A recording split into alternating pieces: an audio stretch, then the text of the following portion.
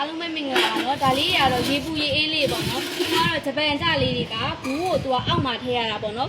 ဒါတွေကကြတော့အထက်မြင့်နေတဲ့သူတွေတို့ဒါမှမဟုတ်လို့ရှိရင်အိမ်မှာ main ကလေးပဲအများစုရှိတဲ့အိမ်တွေဆိုလို့ရှိရင်အဆင်ပြေတယ်နော်သူကဘူးကိုအပေါ်မှာမပြီးတော့မှထည့်စရာမလိုပါဘူးဘူးကိုအောက်မှာပေါ့သူ original ဘူးလေးကိုပဲရေထည့်ပေးရမှာပါဒါလေးကဂျပန်ကြဖြစ်တဲ့အတွက်လေလုံးဝအကျန်းသုံးလို့ရပါတယ်သူကကြတော့မိန်တို့လေးရောခံသုံးရမယ်ပေါ့နော်သူကအပူအေးနှမျိုးလုံးရပါတယ်အပူကလည်း90ရာခိုင်နှုန်းအေးကလည်း90ရာခိုင်နှုန်းပေါ့နော်ကိုမသုံးချင်တဲ့ဟာကိုလည်းအနောက်မှာပိတ်ထားလို့ရပါတယ်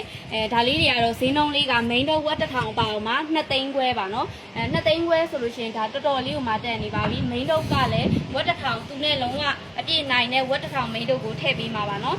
ဒါလေးတွေကိုလည်းညီမတို့ကအရင်ဈေးနှုန်းနဲ့ပဲလုပ်ပေးထားပါတယ်။မှာယူချင်တယ်ဆိုလို့ရှိရင်တော့မြန်လေးလာမှာပြီးပါနော်။အရင်အတွက်ကတော့အရင်အများကြီးမရှိပါဘူး။အဖုံးလေးကကြတော့ဒီဟာပေါ့နော်။ဒါလေးကသူ့အဖုံးလေးကဒီနားမှာကတ်ထားမှာညီမတို့ကဒါတွေကစမ်းပြထားတဲ့အတွက်အဖုံးတွေက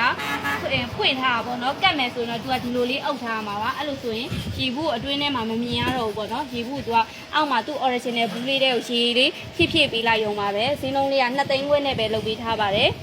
မှာယူစင်တဲ့ solution တော့ညီမတို့ဆိုင်ကြီးကပစိုးမျိုးအောက်တာမျိုးတင်ထားထားလဲ9ရက်ကွက်တီဂျပန်ဆိုင်မှာလာပြီးအားပေးလို့ရပါတယ်เนาะဒါလေးတွေကတော့အယောင်မှုချေတမီနဲ့အပ်ပေးလို့မရပါဘူးတကယ်လို့နေဝေးရမှာတင်တဲ့ solution တော့ဒါလေးကိုညီမတို့ဂိတ်ချပေးပါတယ်